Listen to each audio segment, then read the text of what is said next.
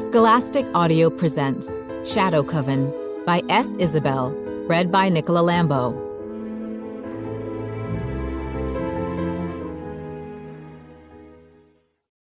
As the interns rose from their seats, Lucia lifted a hand.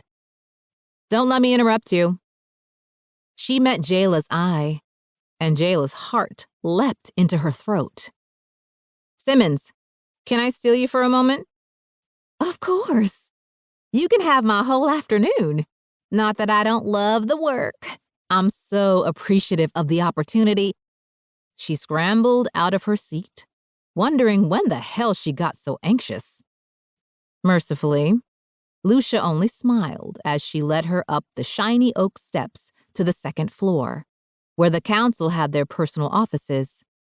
Jailah had only been in the High Witch's office a few times, and never for very long.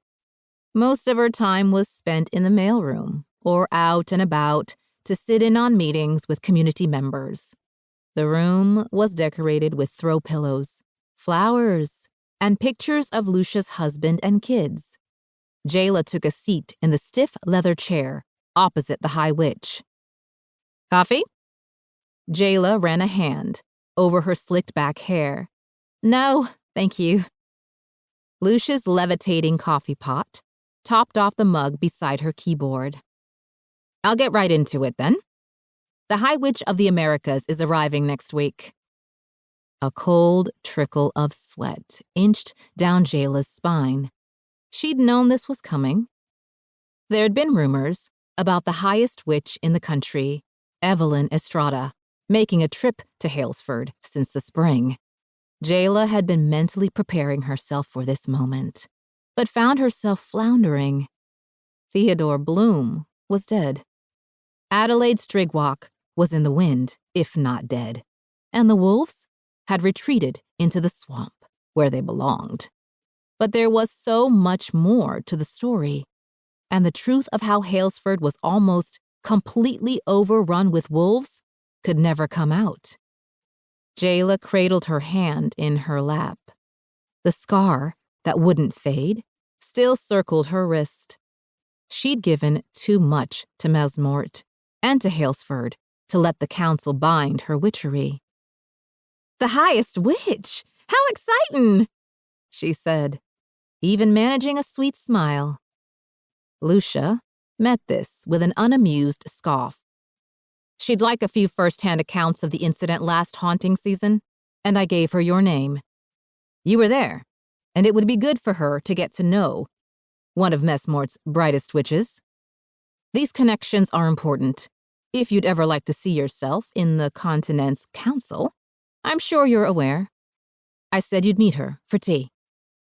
Tea with one of the most influential witches in the world? This was a huge deal. Jailah should have been honored, but she was only apprehensive. She had to get her story straight.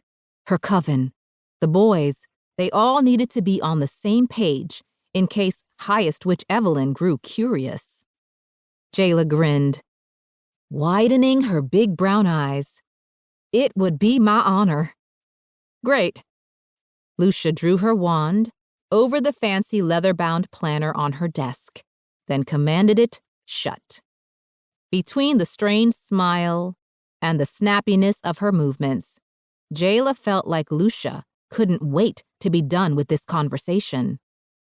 "It's been a few weeks since your internship began, but I promise you won't be sorting files all summer long. I've just had a lot on my plate between the Hex Eaters." "Hex Eaters?" Jailah interrupted. Lucia winced, then sighed.